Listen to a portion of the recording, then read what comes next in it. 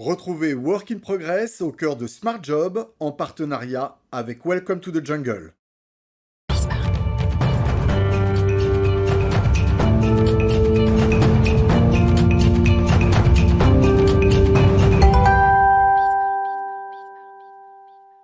Work in Progress. Vous entendez, le débat se poursuit parce que Karine Calvez était directrice générale de Citrix France et non pas DRH. Autant rectifier immédiatement et la remercier par ailleurs d'être venue sur le plateau. Mathieu Amaré, vous êtes bien rédacteur en chef, vous, France, chez Welcome to the Jungle. Toujours, hein, ça n'a pas changé. Welcome to the Jungle. Oui, je vois où vous voulez en venir. C'est un running gag à chaque fois. Oui, c'est un running gag, mais c'est intéressant d'en parler. Ce sujet de la gamification, c'est pas qu'un gadget, hein. Jérémy, ça se développe de plus en plus.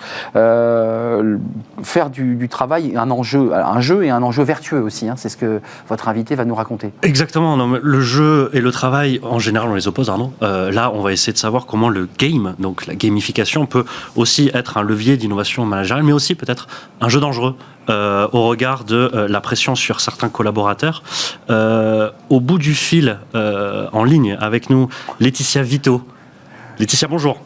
Bonjour Mathieu, bonjour Arnaud. Bonjour. Laetitia, vous êtes auteure et conférencière sur le futur du travail et récente fondatrice de Nouveau Départ, un nouveau média de la crise et de la transition.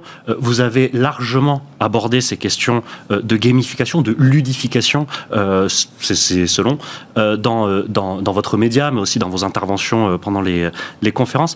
Pour avoir des repères directement avec ma première question, historiquement, comment ces deux concepts, le jeu et l'entreprise, se sont-ils rencontrés ?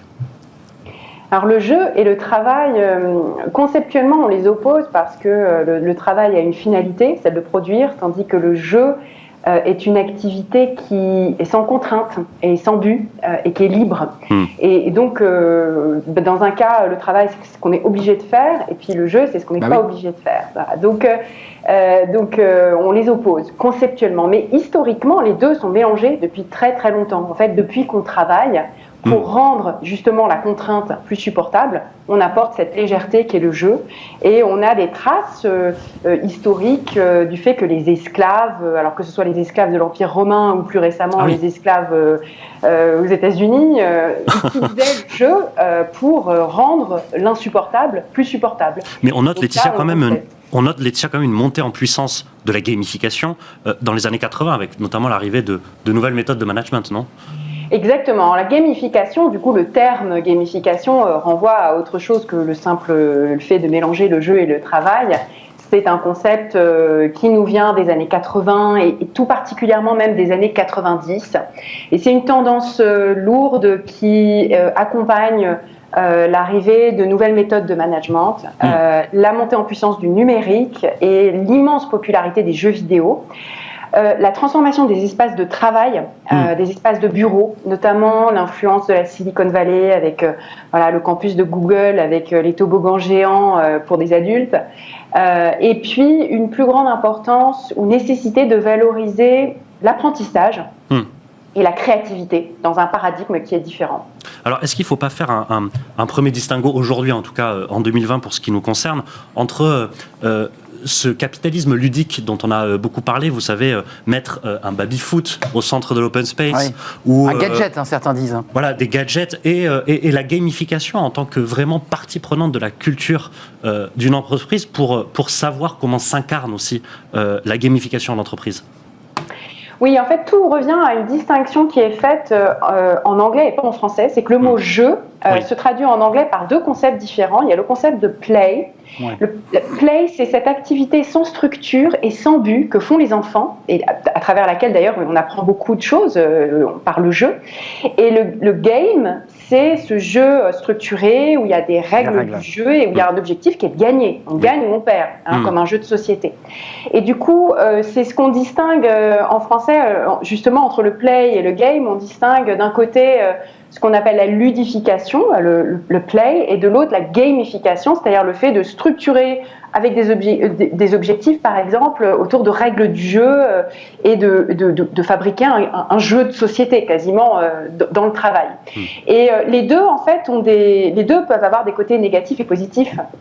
Donc, c'est là où je rejoins pas forcément cette idée forcément trouver négatif la ludification, parce que si c'est une culture qui imprègne tout ce qu'on fait, et que tout ce qu'on fait est fait de manière, comme on dit en anglais, playful, c'est-à-dire ludique et légère, si c'est une vraie culture, ça n'est pas nécessairement négatif. En revanche, évidemment, si on plaque des baby-foot, des toboggans, et puis qu'on dit, voilà, soyez ludiques, ça peut avoir quelque chose, effectivement, d'infantilisant, de régressif, et puis ne servir franchement à rien. Mais Laetitia, c'est bon pour le travail. Vous l'évoquiez dès le début de l'entretien, c'est contradictoire. Hein. Le travail, c'est pas un jeu, on l'entend souvent. Et pourtant, ça peut être bon pour le salarié, à la fois pour sa productivité et son bien-être. Alors tout dépend comment c'est fait. Encore une fois, si c'est des choses, si ce sont des ateliers de Lego qui sont plaqués dans une culture du travail qui n'a absolument rien de ludique, et à ce moment-là, c'est mal vécu par les salariés. Hein. Quand on dit voilà, maintenant jouez. Ouais. Et puis le côté contraignant de dire allez-y, maintenant jouez, alors que c'est une activité libre et sans but. Là, évidemment, il y a une contradiction, il y a un paradoxe qui n'est pas du tout vertueux. En revanche, oui, le jeu, quand il est naturel, quand il est habilement utilisé pour augmenter la créativité, c'est quelque chose de très très bénéfique, très positif. On sait que l'apprentissage se fait essentiellement par le jeu, et en fait, on reste des enfants. C'est même très important de rester des enfants. Et rester des enfants pour être plus créatifs. Beaucoup de recherches dans la neuroscience nous montrent que c'est comme ça qu'on reste créatif. Il y a Georges Bernard Shaw qui disait ce n'est pas parce que nous vieillissons que nous arrêtons de jouer, c'est parce que nous arrêtons de jouer que nous vieillissons.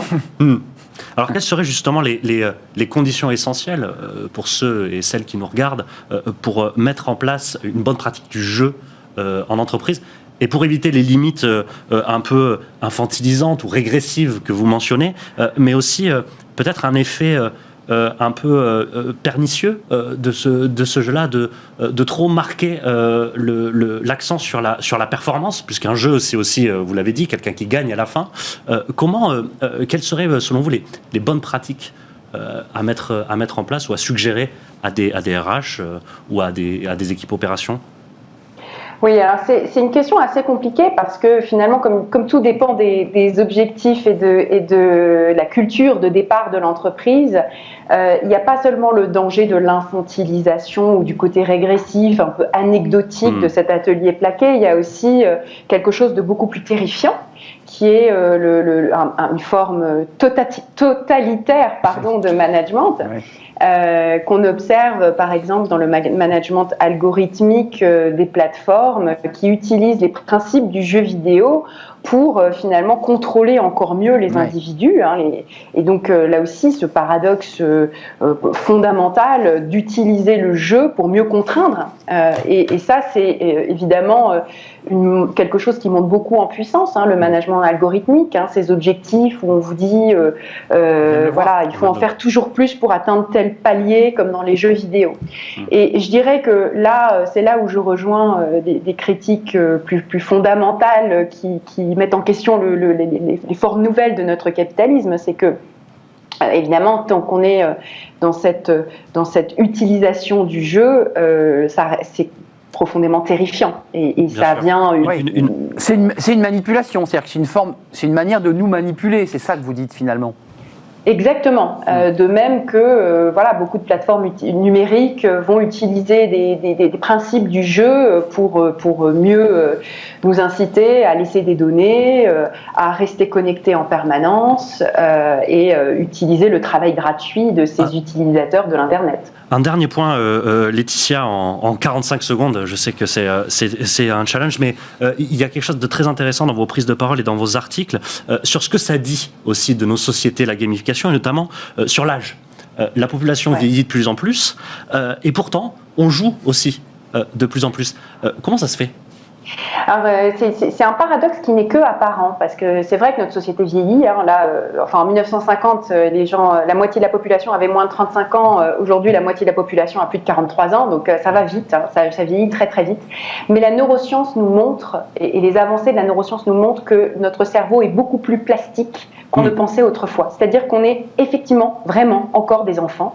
Et pour le rester, hein, je reviens à cette belle citation de Bernard Shaw, il faut qu'on continue à jouer. Ouais, d'autant plus qu'on a besoin de rester créatif et de se réinventer, parce qu'on est dans un contexte où l'économie change très vite et on n'est plus dans le paradigme industriel. Merci Laetitia Vito. Restons des enfants pour continuer à être heureux et à vieillir plus lentement. Et sourions. Cofondatrice du média de la crise et de la transition, Nouveau Départ, voilà, qu'on peut retrouver sur Nouveau Départ, substack.com, ce nouveau média et votre vision finalement du travail. Merci Laetitia Vito d'être venue sur notre plateau. En visio, à distance, la suite de nos programmes, Mathieu, c'est Travailler demain. On reste sur le même esprit, de la philosophie au concret. C'est tout de suite.